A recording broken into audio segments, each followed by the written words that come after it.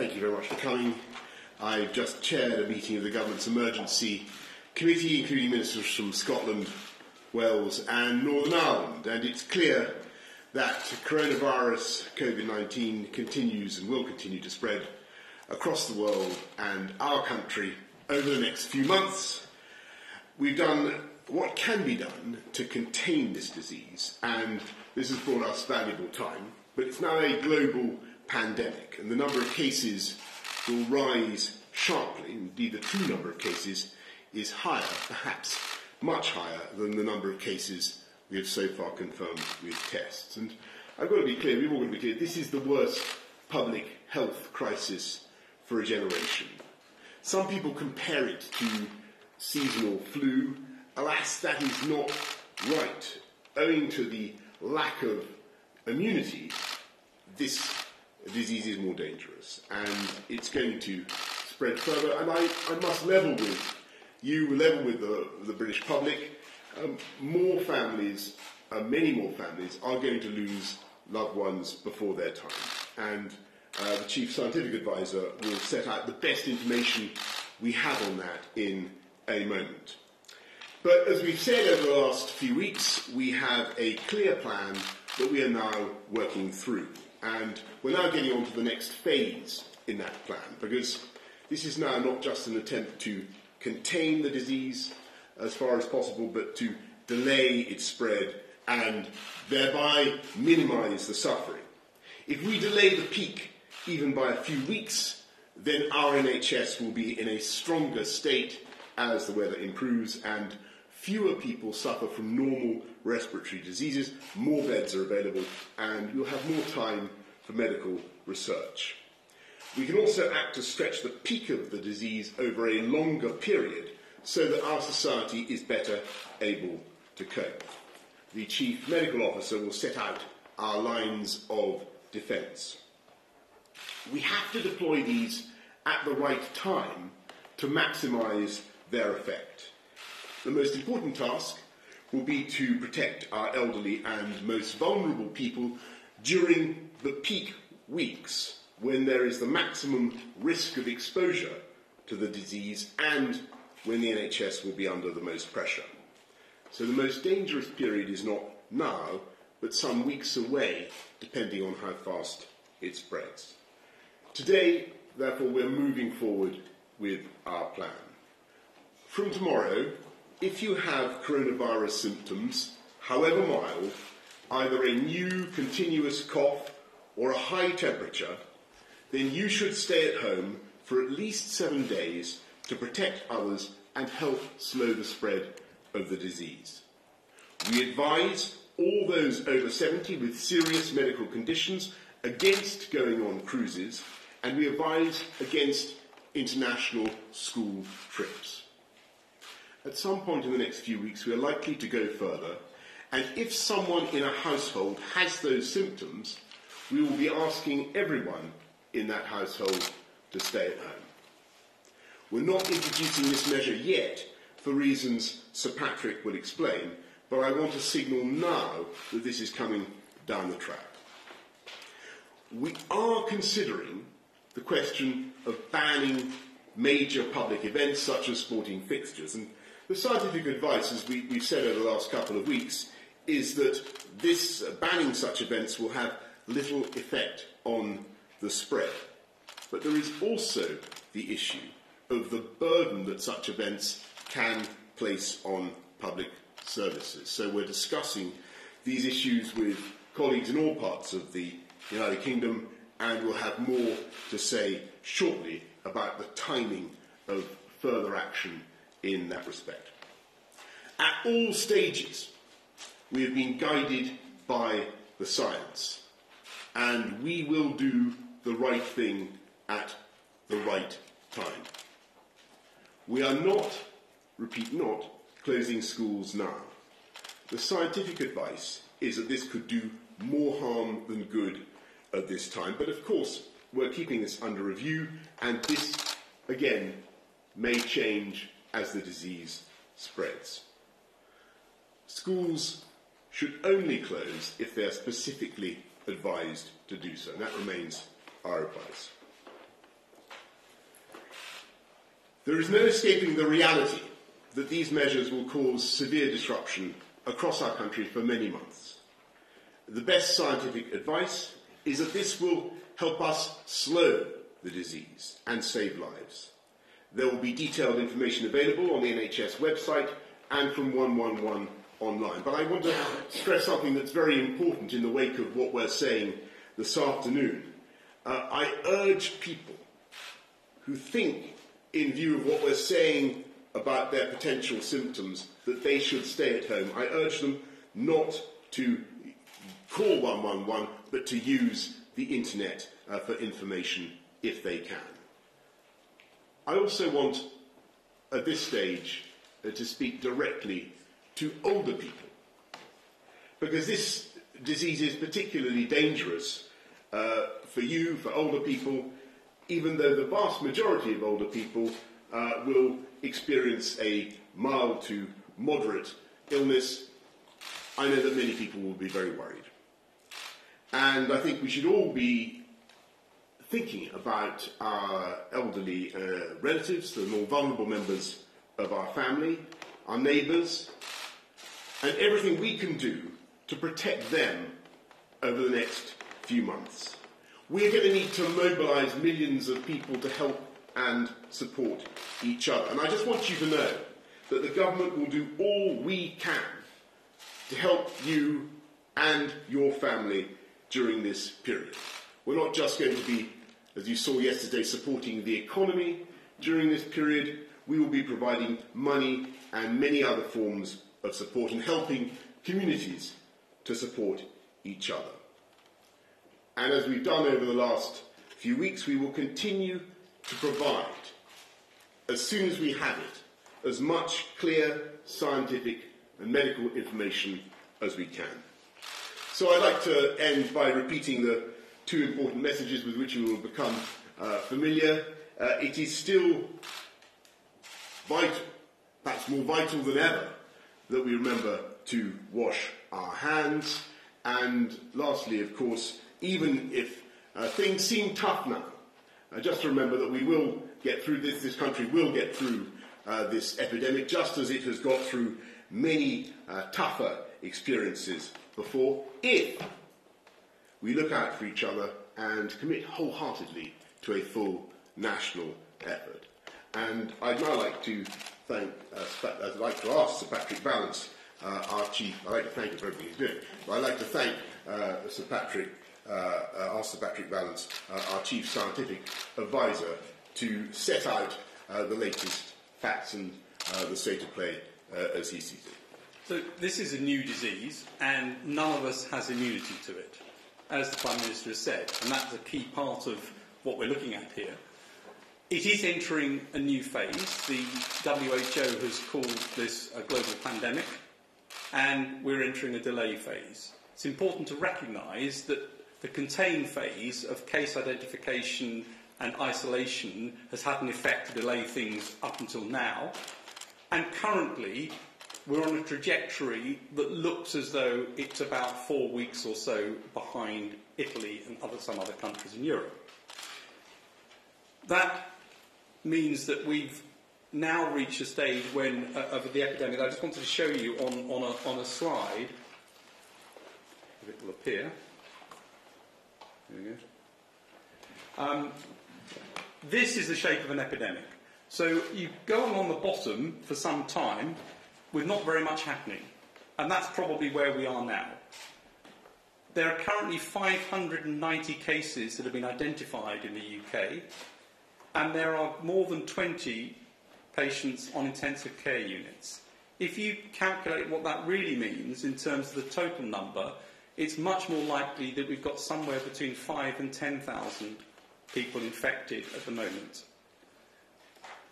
We've identified 590. The same sorts of ratios will be true in other countries depending on how much testing they've done.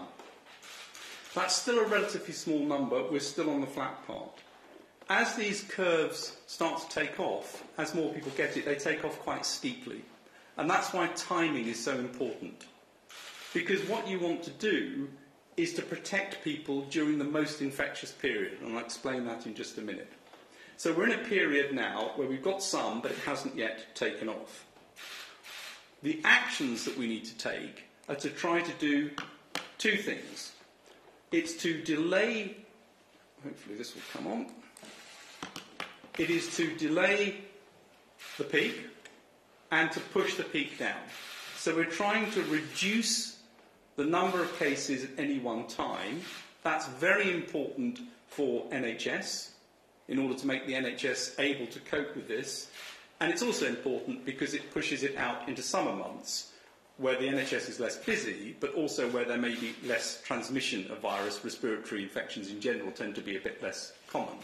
So that's one aim, is to change the shape of this. And it's important to recognise it's not to stop everybody getting it. You can't do that. It's not possible to stop everybody getting it. And it's also actually not desirable because you want some immunity in the population. We need to have immunity to protect ourselves from this in the future. The second big aim that we need to look for is how, in that, we protect the vulnerable and the elderly, who are at most risk of serious illness and dying from this. And the way this disease looks as though it appears is that you have 5 days or so of mild viral illness, and then a small proportion of people get a second phase where they have some sort of immune response to it, which causes the damage. And the elderly and the sick are much more likely to get that. So during the period of peak transmission, we need to protect them at that phase. And if you look at the curves, it becomes obvious if you do that at the moment, you're not protecting anybody really, because the number of cases are too small. If you do it at the right time, then you're protecting them over the peak, and you're not asking them to be in isolation for too long. Similarly, with the idea of households going into complete isolation, that comes a bit later, when you've got some more cases coming up. At the moment, if you asked households to completely isolate if one person was ill, most people would not have coronavirus. You may have to do the whole thing all over again. And what happens then is the effect of that wanes, because people get fed up with doing this and you end up with not being able to do it time and time again. So the timing is critical, and that's true across all of the interventions we've looked at. That's why this is a package of things that need to happen at the right time and in the right phasing.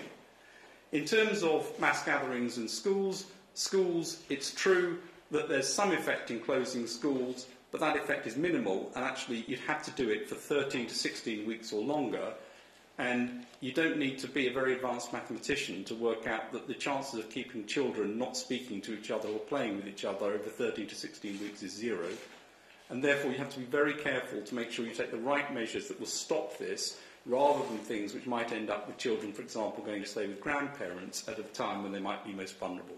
So the idea is to do things at the right time, not to end up with measures stopping during the peak and exposing more people to illness. And I'll hand over to Chief Medical Officer to explain in more detail the measures that are being proposed. So I'll just amplify just a few of the points that have just been made. First of all, we are clearly now stopping the contain phase of this operation that we've always said from the beginning. There were 4 stages to this: contain, delay, research and mitigate, and the contain finishes from today. Fantastic work has been done by my colleagues in the NHS and in public health across all 4 nations, and as a result of that, finding the early cases they were imported, isolating them with the consent of the people involved, for which we are very grateful, and following the chains of transmission, that has helped to slow down the seeding of this virus and has pushed it out in time. So the delay has already begun as a result of the work of our colleagues and the public spiritedness of people who came forward for testing. But now we move on to the next phase, and I think that's made very clear by the fact that the World Health Organization yesterday declared this as a global pandemic, and today the 4 UK CMOs agree that we should raise the risks to the UK, all 4 nations, too high.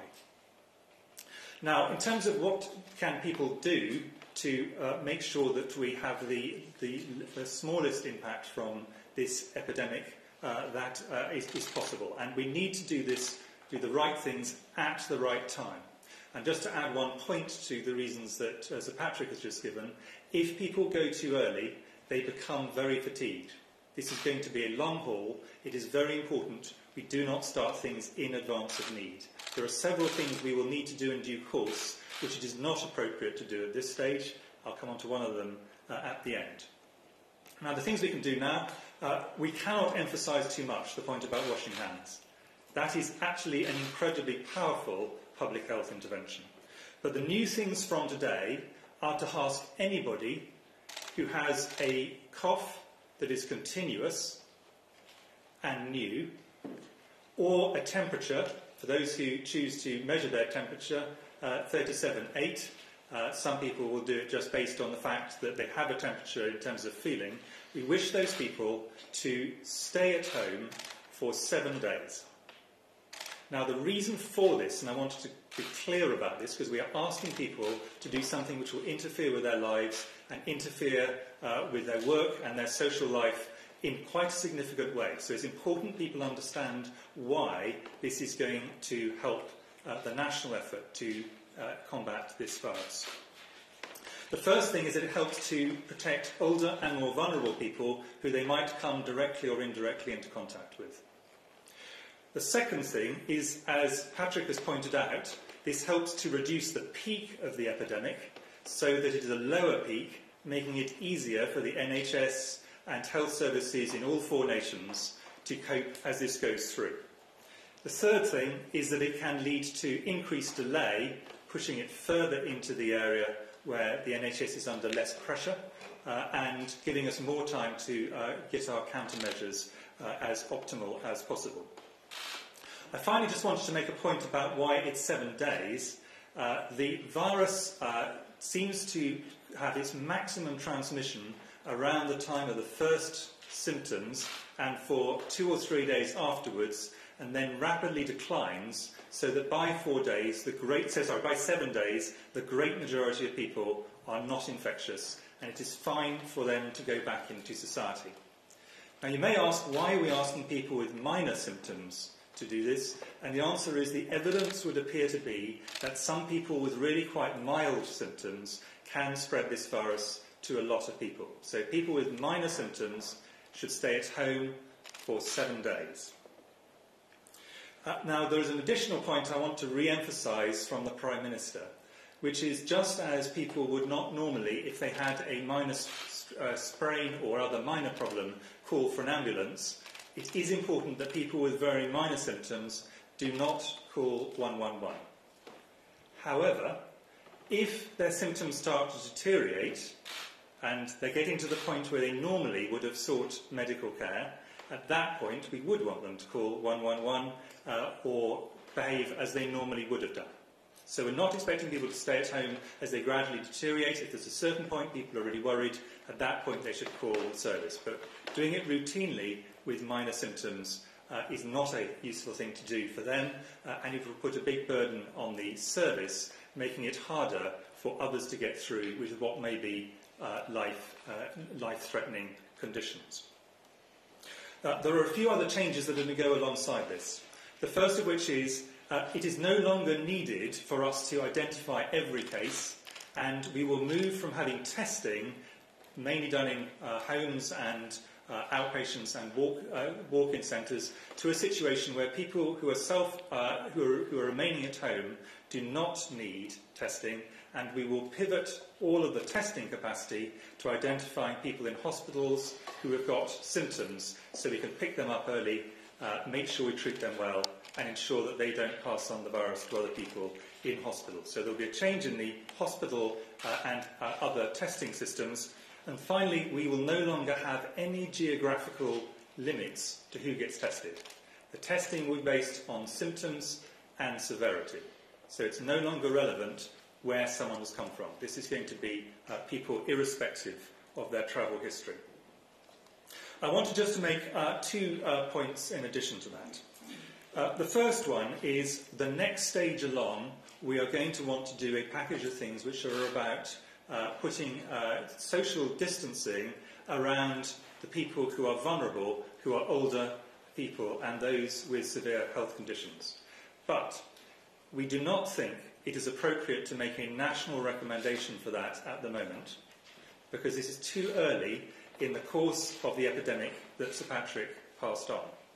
And if you think about what would happen if you prematurely put elderly or vulnerable people in a situation where you're saying, we really want to cut down on your social interactions, we really want to cut back on every kind of thing where you might come into contact with others, it has big practical implications for them, and it may lead to loneliness and other issues which are clearly very undesirable for them. So whilst we will need to move to that stage, we do not think this is the right moment along the pandemic to do so, but that point will come. Finally, are we in mitigation phase? The answer is this is the stage we need to do the things we can to mitigate, which means to reduce the pressure on the NHS and other health services. And that is basically made up of two parts. The first part is reducing the peak so that the demand on the service is reduced, and that is what the interventions we're talking about today with people staying at home will help to do. And the second part is to increase the capacity and flexibility of the NHS so that it is better able to meet the very considerable demands that are going to be heading its way when we reach the peak of this epidemic. Thanks, Chris. Okay, well, let's go to some questions from those of you who've been kind enough to come. Laura Koonsberg. Thank you very much, Prime Minister. This is, as you say, the worst public health crisis for a generation. There may be as many as 10,000 cases already. How sure are you that the approach you're taking, holding back from some of the more drastic measures, is the right one? You say you're guided by the science, but if it turns out to be the wrong approach, the consequences would be extremely grave. Well, we're guided by the science in everything that we do, Laura. And just on the delay, for instance, the issue about elderly people and the protection of elderly people, asking elderly people to stay at home, that's one thing that you've really got to time, as Chris and Patrick have been explaining, so that it coincides with the period at which the epidemic is really at its peak. So you need to make sure that you move that period when we're asking older people, vulnerable people, to go through a pretty difficult period of isolation, and we time it so as to coincide with the moment when they are at most exposure, most risk of exposure to the illness. That's one of the reasons why we're not triggering that draconian measure now, if you see what I mean. And on the issue, for instance, of mass gatherings, sporting events, and so on, it is very important that we're guided by the science. There is very little epidemiological or medical reason at the moment to ban such events, as I think Nicola Sturgeon, First Minister of Scotland, has also made clear. But in Scotland, they do have particular issues with the resilience of their public services, and we will want to be keeping that issue under review here across the UK as well. Because let's be clear, that may become a factor for all of us, and we may also be wishing to go forward with stopping those kinds of events as well. So we're not saying no to that sort of measure, of course not. We're keeping it up our sleeve, but it's very, very important that we get that in order to maximise the benefits of our interventions, that we get the timing right. If I could just add one thing to that, which is an important part of the science on this is actually the behavioural science, and what that shows is probably common sense to everybody in this audience, which is that people start off with the best of intentions, but enthusiasm at a certain point starts to flag. If you start too early, and then people's enthusiasm runs out just about the peak, which is exactly the time that we want people to be doing these interventions, that is actually not a productive way to do it. So we do need to do it at the last point it is reasonable, so people will maintain their energy and enthusiasm to get through what will be quite difficult things to do. It sounds trivial to say stay at home if you have minor symptoms, Wait until you're doing it, Yeah. and you will realise this is going to be difficult, and the other things we're asking are going to be difficult. And it's important we do not ask our fellow citizens to do them for longer than makes sense from the epidemiology. Just to be really clear about that, the delay is to maximise the effect.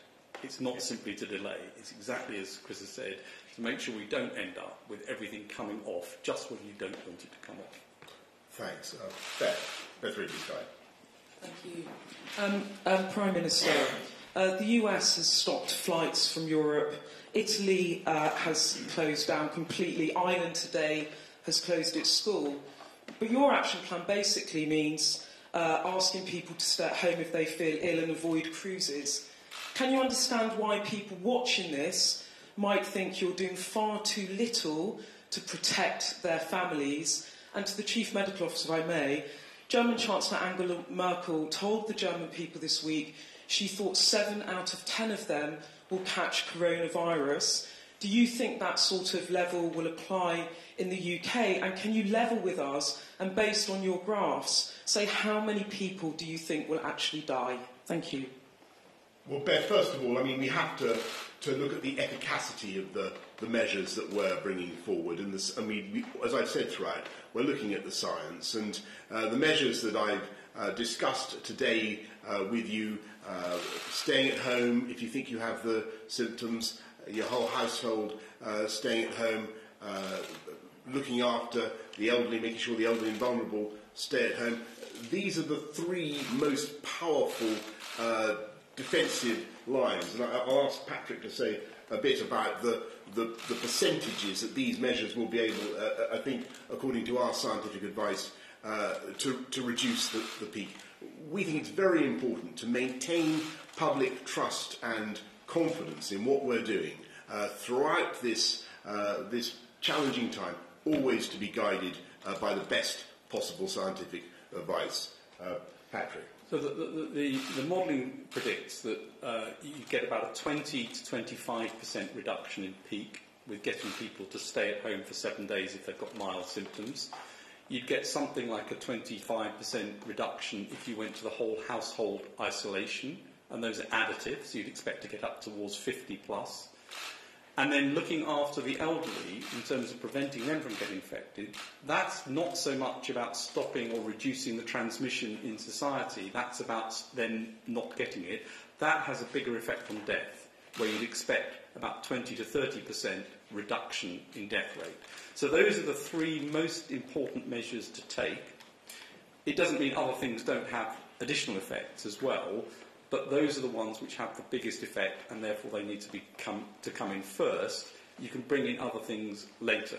And it's important, I think, not to go to things that have relatively small effects but sound very sensible, because that puts people off doing the things that really matter. And it's also important, as we keep stressing, to do this in a way that's sustainable, because we're not talking about measures that you're going to do for a week or 2.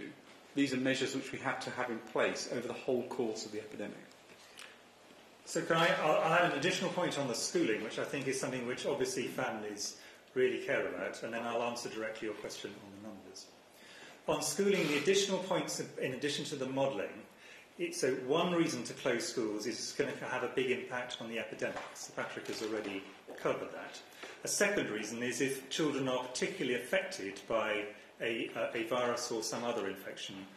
Fortunately, and this is one silver lining, if you wish, in this particular infection, it looks as if children are affected much less than adults based on the early data we have at the moment. Our view is not that they don't get infected, we think they probably do, but they seem to have a much milder disease in general. So the second possible reason to close schools does not appear to be there. And of course, closing schools has big knock-on effects across all of society. So it has to be justified by very strong reasons, either for protection of children or for the impact on the epidemic. In the absence of those, the evidence for doing this is quite weak. In terms of being level, as you put it, with numbers, I have been absolutely level on every number in which I have confidence. Actually, our top number for our reasonable worst-case scenario is higher than the Chancellor's. In fact, our top planning assumption would be up to 80% of the population being infected. But that is an entirely speculative number. Now, we do know something about the mortality rate. I've discussed that before. I'm very happy to go through that. But the overall mortality rate is, in our view, Patrick and I completely agree on this, 1% or less overall, although higher in older and vulnerable groups and lower in other groups. The bit we actually do not know, and I'm really not in favour of putting what I consider are basically speculative numbers, which are kind of made up just for convenience, into the public domain, is what percentage of people are actually infected. If you multiply by the one by the other, then you'll get a number. But we do not know. And if you look around the world, nowhere so far is coming anywhere near the 80%, which is our top reasonable worst-case scenario. As soon as we get a clear indication as to what we think is a reasonably stable number on that, I'm very happy to then do what is a pretty straightforward mathematical calculation and say this is where we think we will land. But what I'm trying to avoid, and Patrick is as well, is trying to be really clear about what we know, really clear about where we've got numbers that we think are reasonable estimates or reasonable worst-case estimates, and not put into the public domain numbers which, in my view, are really basically speculative. And to monitor this day by day to see where we are. Patrick, could I perhaps ask you to just on a couple of the points that Beth raised, I know will be of concern to lots of you, the specific questions about stopping plane flights and stopping sporting events. I think people will want to know why those did not commend themselves to the Scientific Advisory Group for Emergencies and what our thinking is there. So quite early on we looked at the question of stopping flights, and the assessment was if we stop flights directly from China at the beginning, unless you got something like a 95% effect, in other words you could stop all of the routes from China to the UK by 95%, the effect on the delay to the epidemic was minimal. It was a day or two. And more realistically, we could get at best probably 50% reduction. So that this really wasn't going to make a big difference. I think the evidence has borne that out, actually, that you can't, in the way the world works, you cannot stop that unless everybody decides to do it all at once. And it's certainly too late now to be trying to do that. Sorry, I forgot what the second one was. The sporting event. Just one other thing on the planes, actually. The other thing is, of course, the screening measures on airports, as we know. I mean, it sort of sounded sensible, but we know that, for example, the first case in the US went through the screening measure, and that was the first person wasn't detected and then popped up. So these things sound great, but don't always work. The sporting events, of course, there is a risk, and I'll explain this as I did last time, that as one individual you have who's infected, you are releasing virus from your body as you cough or sneeze or put fluids onto surfaces. But on average, one person infects 2 or 3 others. You therefore have a very low probability of infecting a large number of people in a stadium, or a rather higher probability of infecting people very close to you. And that means that most of the transmission tends to take place actually with friends and colleagues and things in close environments, not in the big environments. So it is true, of course, that any cancellation of things you can have some effect. If you then get a displacement activity where you end up with everyone congregating somewhere else, you may actually have perversely an increased risk, particularly in an indoors environment. So it doesn't mean you shouldn't at some point make the decision for the resilience point that's been discussed, but this is not a major way to tackle this epidemic. The major ways to tackle it are to try and reduce and delay the transmission across households and across people who've become infected. And that's why that's the concentration of the first actions. And they're not trivial actions. These are quite difficult things for people to actually comply with and to do. Thanks very much. Pippa Crerar.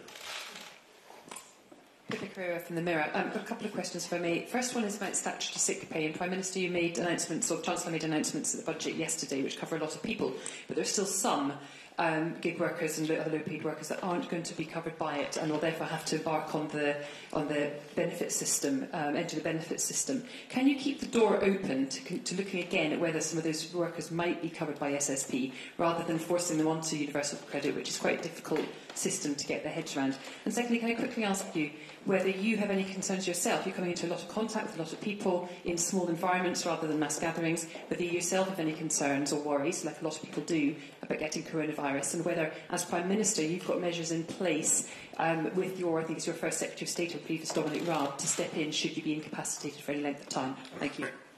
Okay, well, first of all, on the issue, you're quite right, Pippa. It's very important that we do everything we can to protect people who are not necessarily eligible for SSP, statutory sick pay. You saw what we did by advancing statutory sick pay. We're laying instruments today that will help people who are unemployed or not in work, who are self-employed, on benefits. And the crucial thing is that we will do everything that is necessary to make sure that when we ask people to do something tough, as Chris has just been saying, something difficult, like staying at home and protecting other people, that you're not disadvantaged. No one is penalised for doing the right thing. And on the second thing, well, I'm washing my hands. That's the crucial thing. And Mesa Hall, Express. Mesa. Thank you, Prime Minister. Mesa Hall from the Daily Express. Lots of people, Prime Minister, will be keen to do their bit and help out, whether it's helping out overstretched NHS or public services or helping protect the vulnerable. Are you planning any form of register or anything in advance so that people with the right skills can do the right job for the country in its hour of need? Indeed, Mesa, we are, and I know that Matt Hancock has set up a system so that people, for instance, wanting to come back into the NHS, people who have skills that could be of value to the country now, will have a way of doing that and of contributing. We certainly encourage people to think of doing that in the weeks ahead. Jason Groves, Daily Mail. Thank you, Prime Minister. Just to follow up Mesa's point, you asked for people to mobilise to support each other through this crisis. I wonder what sorts of things you had in mind. And Sir Patrick, can I just pick you up on a point you made? You said we were roughly 4 weeks behind Italy. Should people be looking at what's going on in Italy and thinking, Christ, that's what we're going to be facing in a month?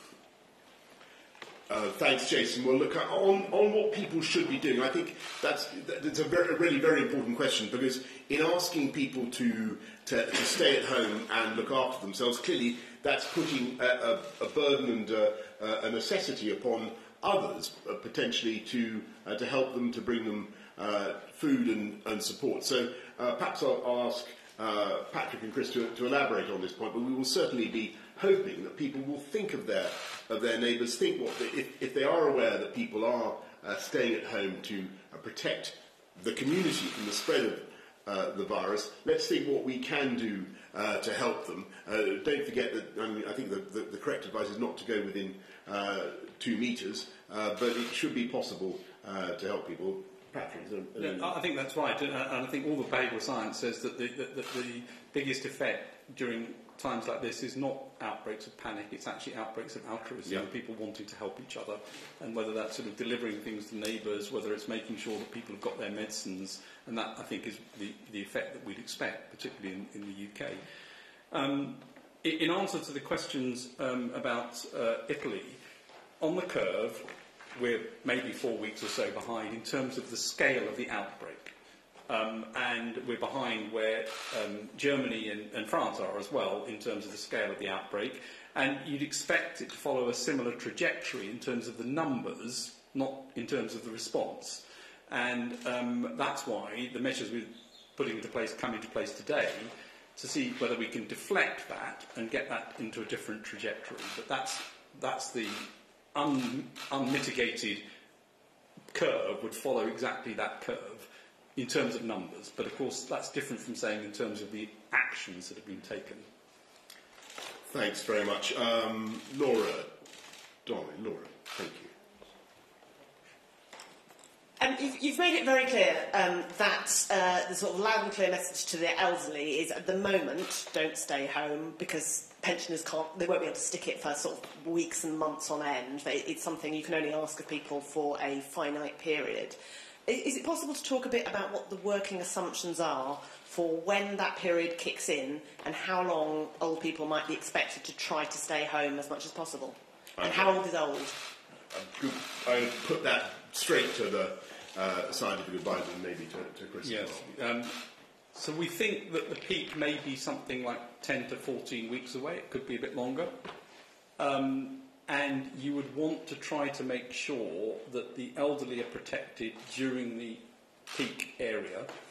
About 95% of people would be predicted to get the infection over a 9-week or 10-week period either side of the peak.